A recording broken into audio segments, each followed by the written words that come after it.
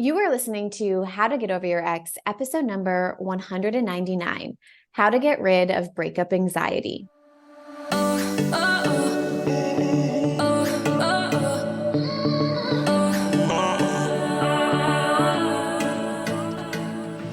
Welcome to How to Get Over Your Ex, a podcast on getting over your ex without it just taking time. I'm your host, Breakup Coach Dorothy. Let's turn your pain into power and your heartbreak into happy. Hello, beautiful brave hearts. How is everyone doing? I have a special guest here today, Felicia. She has just graduated the Get Over Your Ex program, and I am so eager to bring her on to chat about her journey and her experience. So many amazing, badass things have happened in the last 3 months with her, and it's just been really fun. I'm so grateful to have watched your journey, and thank you so much for coming on. Why don't you go ahead and just do a little introduction about who you are, kind of where you are. Tell us a little bit about you. Yeah, so thanks for having me, first of all. Yeah. My name's Felicia. I'm 28, actually turned 28 in the very beginning of the program. It was my birthday gift to myself. I love that. I feel like there's Yeah, so many people who do that. Like we just had another person, her birthday is July 30th, and she joined the program for her birthday. I think it's I so put cool. it in the community, but I was gonna buy a car, and I was like, no, I might as well let me just do this. Yes. Yeah, I'm 28. I live in South Florida, and I've been a nurse for a little over 5 years. I didn't know So you yeah, had been a nurse for that long. That's like a long time for being 28, I feel like, yeah. you've been in the same career for a hot minute. Oh yeah. Us Long time. millennial, I'm like, you're a millennial, right? Yeah. I think we get a rap for that, for jumping from job to job. Whereas what is it? The boomers stay in jobs for extended periods of time. Yeah. Okay. So total side note. We're here to talk about your breakup and your journey. So why don't you share with us your breakup story that led you to joining the Get Over Your Ex program? Yeah. So me and my ex dated for a little over a year. We actually met at work, and the first 3 months were pretty much kind of like a situationship. And towards the end of the 3 months, we had this like really in-depth conversation of whether or not we wanted to part ways or try a relationship, and we decided to give it a shot. Um, and the rest of the relationship, I wouldn't say was like amazing. It wasn't bad. It was just kind of like, okay. Um, Looking back, I remember tossing back and forth whether or not I wanted to stay in it. But I just could not bring myself to leave the relationship. I was way too attached. Um, anyway, so like I said, the relationship was okay. And towards the end, I could kind of see that he was starting to pull away. And I didn't really understand why. And I brought it up to him a couple of times, and we ended up breaking up because he said he wasn't ready for one. And I was devastated. And the next day, he actually came back around and said he made a mistake and he wanted to try again. And at that point, that's all I wanted to hear. So, we ended up getting back together, and we were okay for about a couple of months. And then the same thing happened again. He was pulling away and I'm trying to keep him close. And we just got into this cycle of push and pull, and it wasn't really working for us anymore. And I remember my parents had this trip to Orlando. It was all expenses paid. All we had to do was show up, and he did not want to go on the trip. And I think that was really the turning point where I knew I couldn't do this anymore. And I didn't want to bring up, another issue, but at this point I could tell it was hurting me. It really was. And I let him know, and he decided to go on a break. He wanted to do a break. We were on a break for 3 months, and those 3 months were honestly terrible for me. Very anxiety inducing. I didn't know whether or not he was actually going to come back, whether he was going to go forever, whether he was going to find someone else. And we got into this cycle of I would feel anxious and I would reach out to him for reassurance. And he would give that to me, but I could tell it was kind of like wearing on him. Like he was starting to get upset with like the constant reassurance, which I can understand that. And I remember one day I asked him, I was like, if you're done, can you just let me know? And he texted me, I'm done, and ghosted me for the rest of the night. That happened at like 2 a.m. I didn't hear from him for like 2 p.m. till 2 p.m. the next day.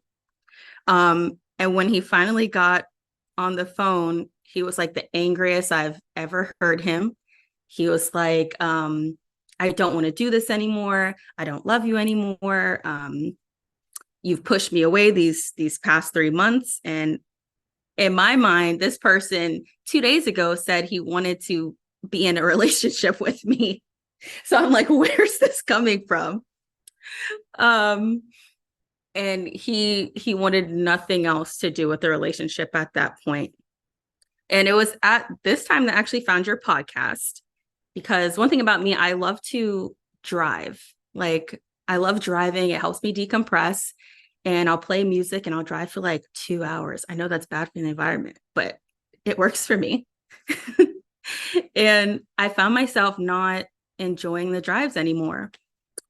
I wasn't listening to music and my thoughts were going crazy.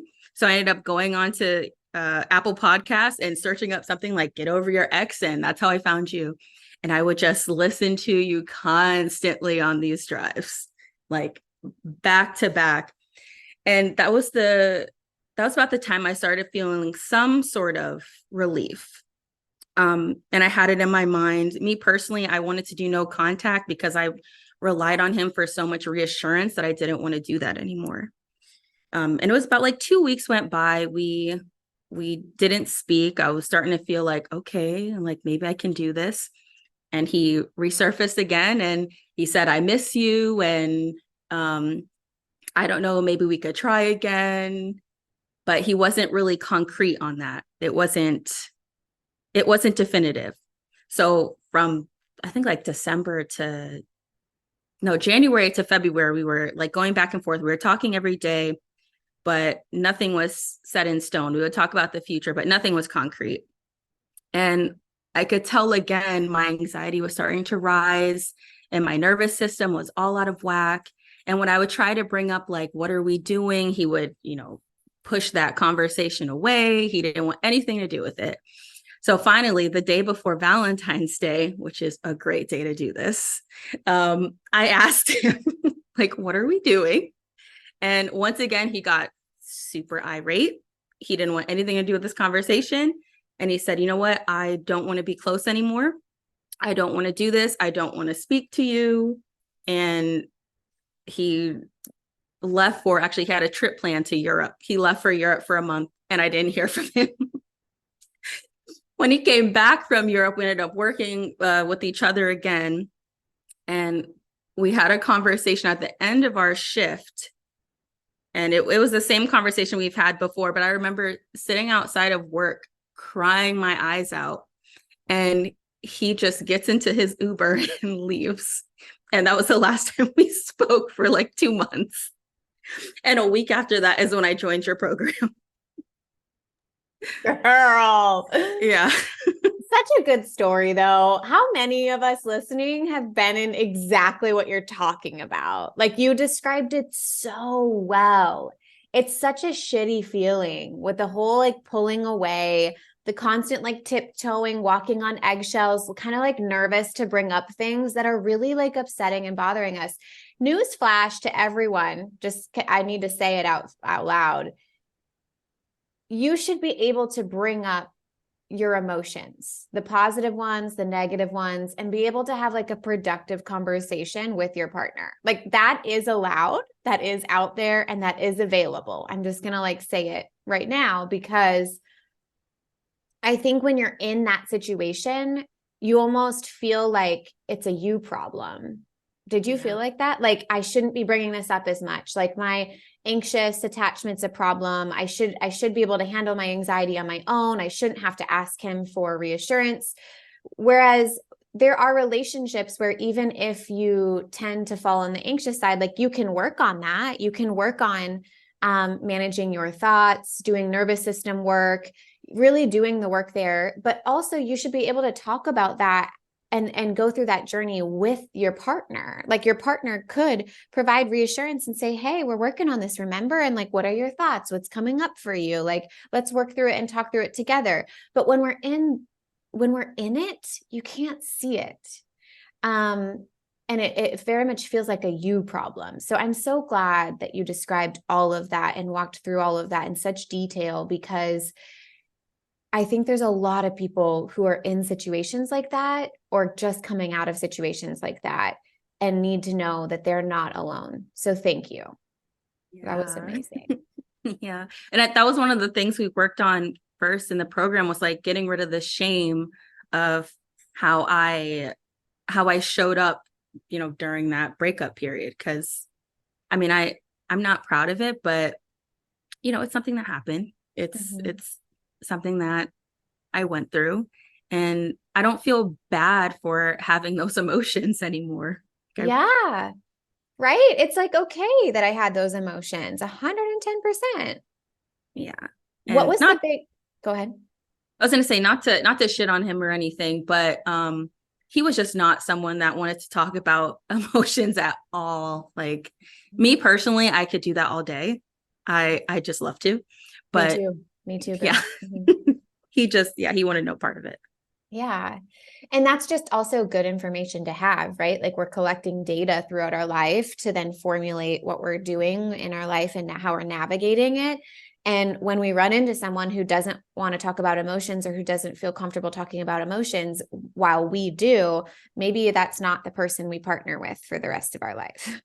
Totally. And here's the thing though, too, because I want to just acknowledge that sometimes some people will say like, they love talking about emotions. And in the beginning of the relationship, I guess I'm curious, in the beginning of your relationship, did you guys talk about emotions, or was he always averse to emotions? Oh, like the first 3 months, I think he kind of mirrored what he knew that I wanted. So yeah, we would have conversations maybe weekly about where we were at. But once the relationship started, that was done. Yeah. Or like once something big that is not like easy or a positive experience comes up and we notice resistance to talking through those emotions, that's like a good indicator, right? Yeah. Yeah. Yeah. For sure. Okay, so let's talk about, what is it that you struggled with most when it came to getting over your ex and building the bigger and better life? Yeah. 100% it was the anxiety I was experiencing. Of course, I felt sad and I felt angry, but the anxiety was just overwhelming for me. I'm already an anxious person. I was diagnosed with generalized anxiety disorder when I was 19, so I'm very familiar with the feeling. I, I would have panic attacks maybe once or twice a year.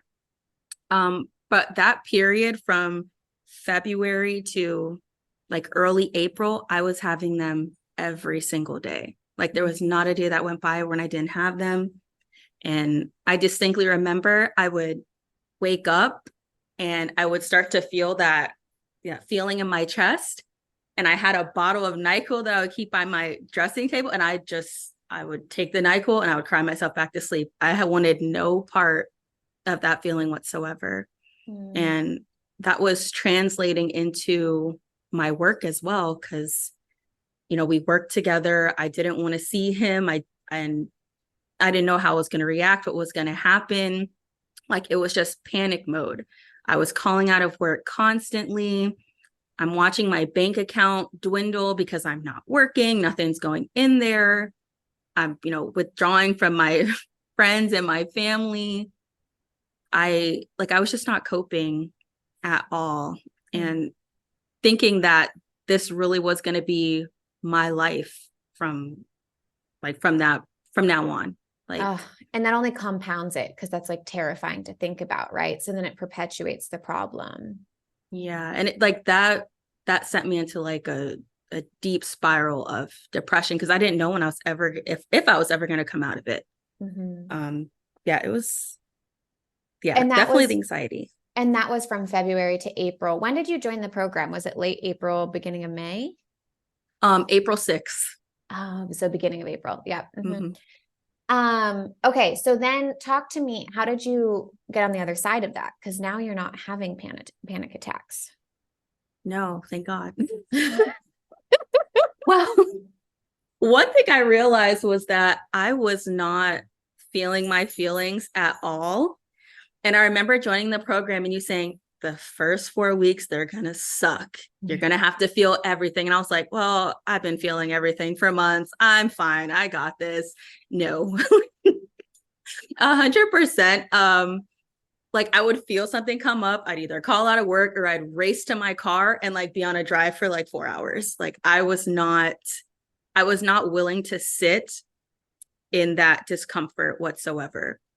So, like, finally getting coached on it, and I had a really big issue with feeling safe. The anxiety made me feel super unsafe. I didn't feel secure, and really developing that safety within myself, sitting in it and realizing that I can or I will come out of it. And that's when I created I call it my meltdown marbles now. I Yeah. would put a marble or a crystal every single time I had a feeling, a strong feeling, and I would look at it once I was in that feeling again, just to know like it will end. And I think Mhm. there's like 40 in there right now. Yes, right. 40 times it ended. So if it's ended 40 times, it's going to end another 40 times. Exactly.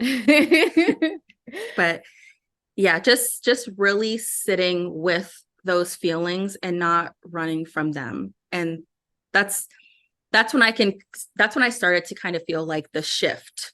Mhm. Um yeah. It's a beautiful experience to learn because I do think we all, like even myself, I thought I knew how to process emotion and I constantly have to be reminded and like checked into. I like watch my own videos sometimes of being like, okay, so we really need to process this emotion because 100% we're running from it, we're avoiding it, we're trying to like almost like bypass it. Like I've processed emotions so many times, Dorothy. We don't need to do it again. And really, every time it comes up, we need to look at it and acknowledge it and really sit there with it. And it's just a completely different skill than we've been taught to use. I think, at least myself growing up, my parents would do anything to make me feel better instead of just like be like, Dor, you're going to sit here and it's going to feel uncomfortable. Where is it in your body? Like, let's talk about what's going on physically for you. Um, I'm so excited to parent in that kind of way. Mhm. And that's why I loved Dana Evans, like doing the emotional clearing with her. It was Mhm. actually during one of those sessions that was when the shift happened because I love when she asked if this emotion could speak, what would it say? And when I was feeling anxious, the anxiety told me, I just want to keep you safe.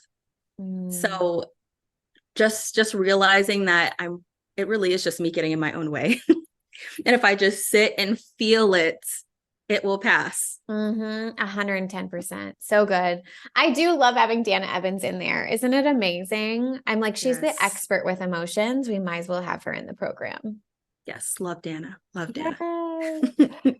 Okay. So kind of let me know what were your big turning points in the program. You mentioned the anxiety, learning how to reduce anxiety and feel calm, not feeling, insecure, but feeling secure and safe. And making that adjustment has really helped with the panic attacks.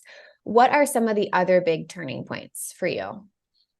Yeah. I honestly had a turning point in every single pillar. Um, Pillar two, I remember speaking to this about you, but finding $20 on the floor. Like that's all it took for me. Um, I've always been told my whole life, like, oh, you're so lucky.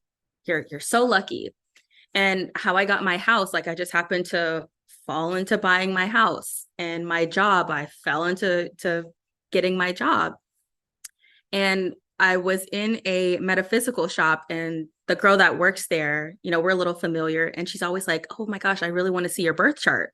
So finally I bring in my birth chart, and she's like, "I can tell by this you're so lucky." And I was like, in that moment, I'm like, I'm going through the hardest period of my life right now. I do not feel lucky whatsoever. And I remember going to work that same night, and I was going to call out of work. I wanted nothing to do with it. I was walking the hallway, and I just saw $20 on the floor. So I pick it up, and I'm like, does this belong to anyone? And one of the nurses was like, "No, I guess it's yours now. It's yours now. Lucky you." And I was like, "Oh, okay." And I texted my best friend. I'm like, "I just found $20 on the floor." She goes, "You're so lucky." And in that moment, I was like, like I just felt this wave of just feeling so blessed, and I am lucky. Like this didn't happen to me just to happen to me. Everything that has happened, to me really has been for me. And that was really just like the snowball that started rolling, and that was when it kind of picked up speed, to be Yeah, honest. because it's a self-identity, right? So pillar two, for those of you who are not familiar, is all about the relationship you have with yourself. And so self-identity is a huge component of that, or what are the beliefs and thoughts that you have about you? And so I feel like that was you finding evidence as to how and why you're so lucky. And once you found one piece of evidence, you could find a second and a third and a fourth and a fifth. And that's where like you said, the snowball, it's like it starts to compound and build up the more and more you look for it, because what you focus on grows. So, Mm-hmm. so good. I also love that that was found in your chart. Oh yeah. And for the life of me, like the girl, I felt so bad when I left there, because I'm sitting there with tears in my eyes, and she's like, "Oh, you're so lucky." I'm sitting there crying in front of her. And like, You're I like, felt does this so look bad. like someone who feels lucky right now? And then she's talking about my Saturn return, and I did not want to hear this at all. You're like, not ready for more rumblings. Please just pause. please, please just let me get my crystals and let me go. Oh, so good. So good. All right. So I have another question around, what would you tell the version of you who was really in the thick of it? So I think back to the version of you in those panic attacks every day, drinking the NyQuil on your nightstand. What would you tell? Because I think there's probably someone listening right now who feels exactly the same way. And like, what would you tell her or him? Um, I I hate to say this because it sounds so like cheesy.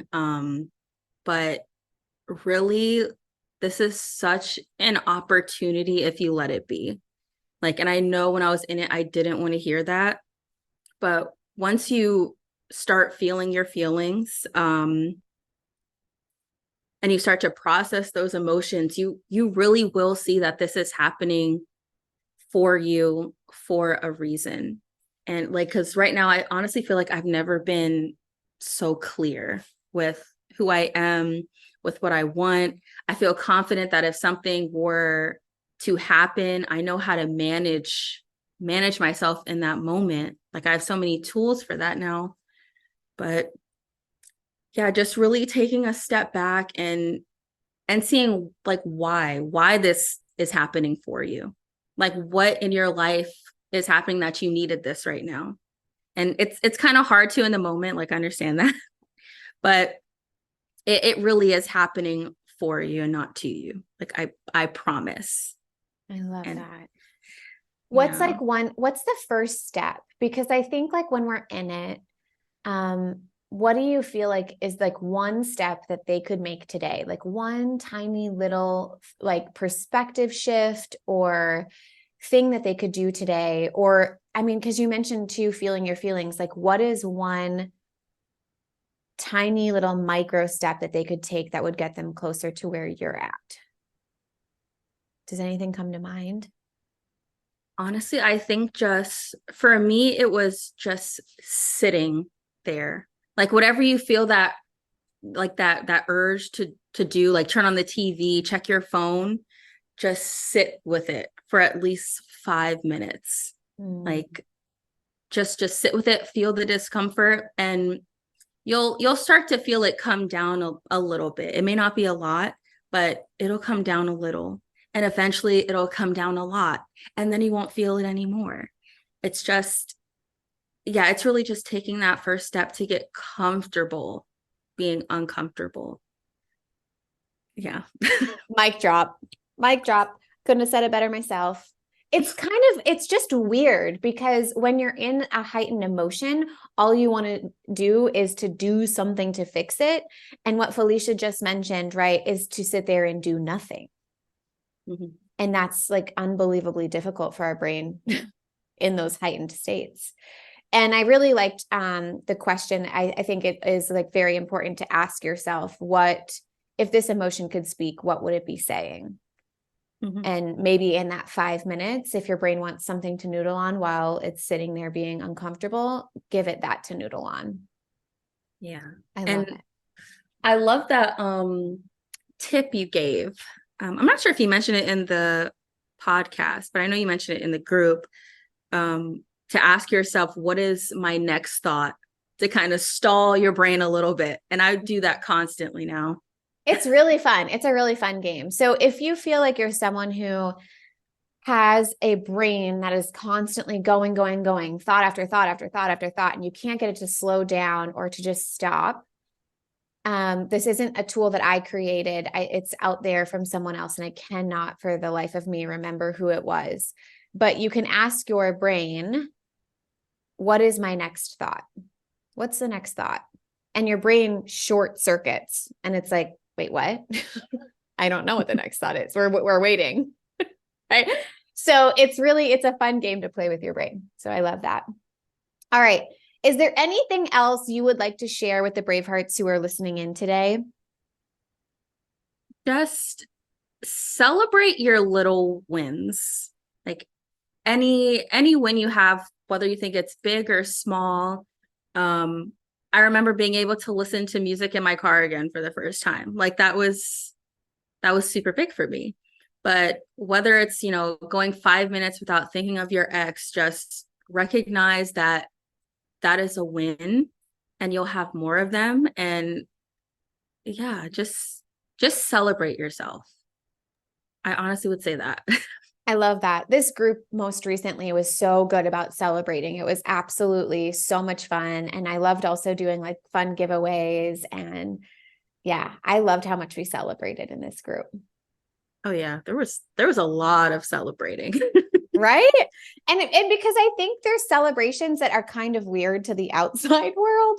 Like, I want an entire day without thinking about him. Yes, right? Like that's huge. But for someone who's never been through heartbreak, they have no freaking clue how big that is. Mm-hmm. So yeah, like I just had a win on, I forgot what day it was, but I went to work with no anxiety whatsoever. Like none. Like I felt so calm walking into work. It's so wild to like think about where you started. And I will never forget your first call. Like even just like the aura that you had around you, like the energy that you were putting off was just so different from like who you are sitting here today. It's just unbelievably different. Yeah. And like I said, I feel so much more clear, so much more peaceful, even from before meeting him. Like I just feel so much better. Like, and I realized my life maybe felt a little stagnant to me, and I needed something to kind of shake it up, and that's what that was. And I'm honestly happy it happened. I'm lucky it happened. Yes. So good. I'm just focusing on what I want my bigger and better life to be at this point. I love it. Felicia, you are amazing. Thank you so, so much. I appreciate you times a million. Thank you for coming on. I know that the Bravehearts listening are just like, yes, Felicia, thank you. So we appreciate you. Well, thank you so much for having me. If you're loving the How to Get Over Your Ex podcast and you want to learn how to get over your ex in 3 months or less to build a life better than the one you thought you had with your ex, I would like to personally invite you to my next group course, where we take everything you've learned here on the podcast and apply it to your life. Come check it out at www.lifecoachdorothy.com.